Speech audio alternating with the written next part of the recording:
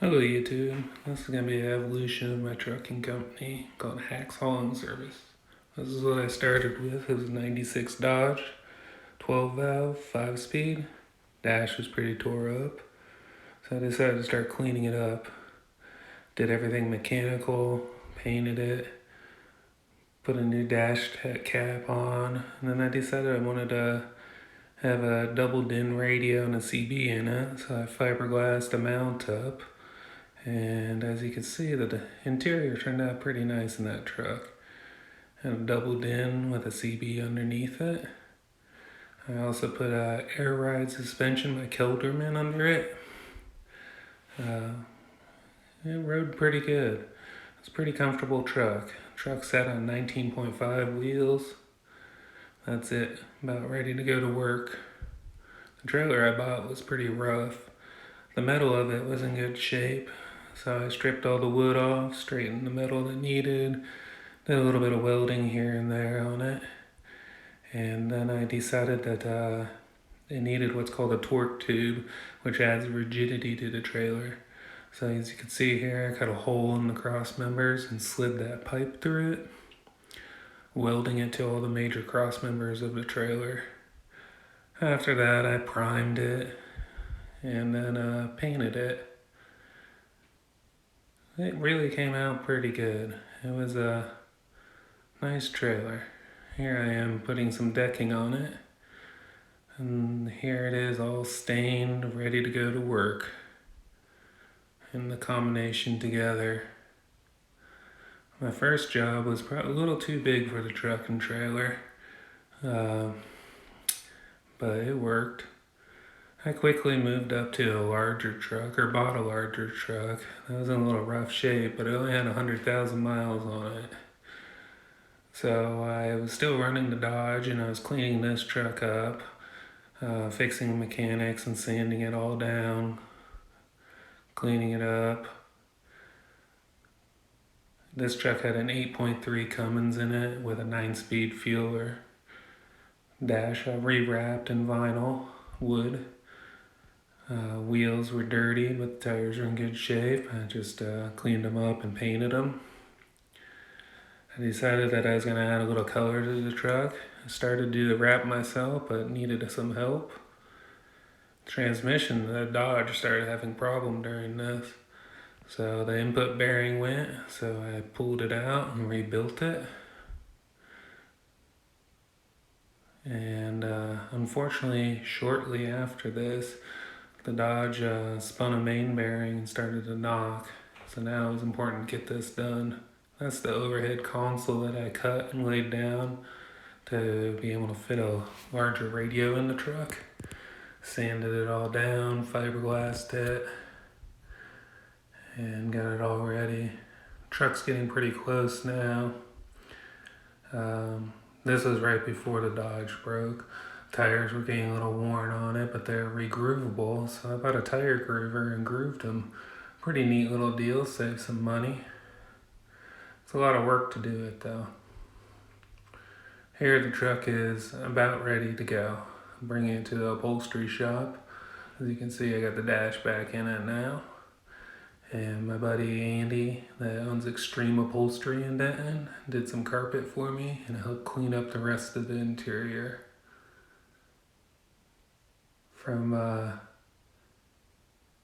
It came out really nice. Truck was pretty sharp looking in person. The overhead console I cut out of metal, a mount for a double DIN and some gauges, later a CB. But this truck was a lot safer hauling than the pickup truck. It had much better brakes on it, had more weight, so it handled the loads well. I would never personally do this work with a pickup truck again. Had a little toolbox behind the cab there to hold some items, and this was his first job. Pretty light duty for this truck, but it paid.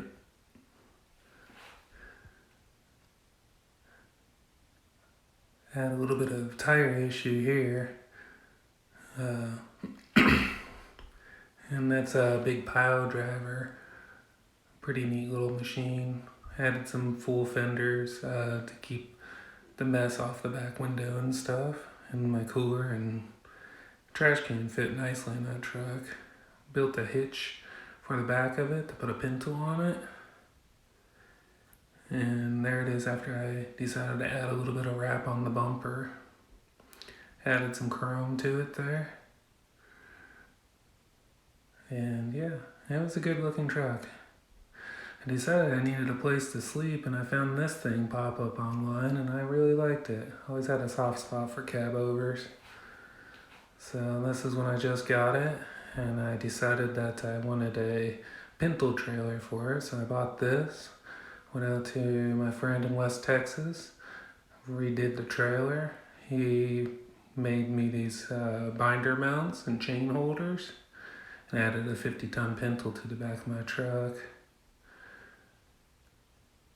Here it is at night. That poly tank really lights up cool with the lights on the back of the cab.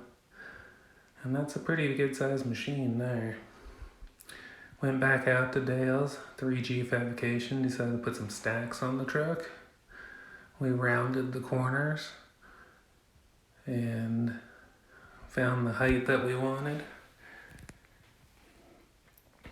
And it came out pretty neat. I'm really glad that we spent the extra time rounding those corners. And he could do so much with that plasma cutter. I think it looks a whole lot better than having the exhaust dump underneath the cab like it did before.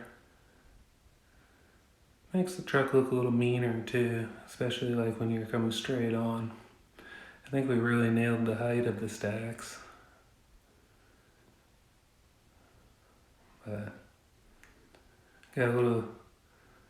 Then I decided to do the dash of this truck, where I started to peel all the vinyl off. I painted the fiberglass parts of the dash, stripped it all down to the bare aluminum, and then I rewrapped it all in this wood grain vinyl.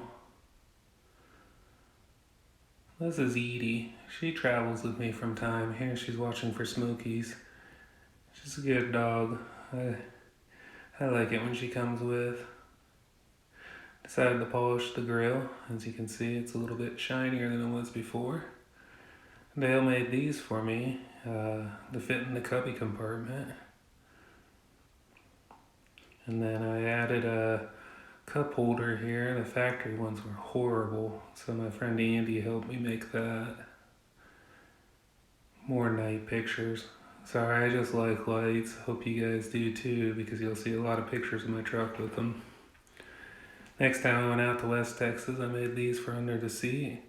Well, Dale made them, and then I polished them up, and then I backlit them. You guys saw these in an earlier video. I bought some used rims, and that's how they were when I bought them, and I sanded them and polished them, and that was the finished result of them. And then next time I was out west, I started building a compartment for underneath to fit the toolbox. The rounded corner goes down on it. That's the toolbox in with the lights right after I did it. I moved my train horns underneath here as well. And here's some daytime pictures of it. It is so nice having that extra space.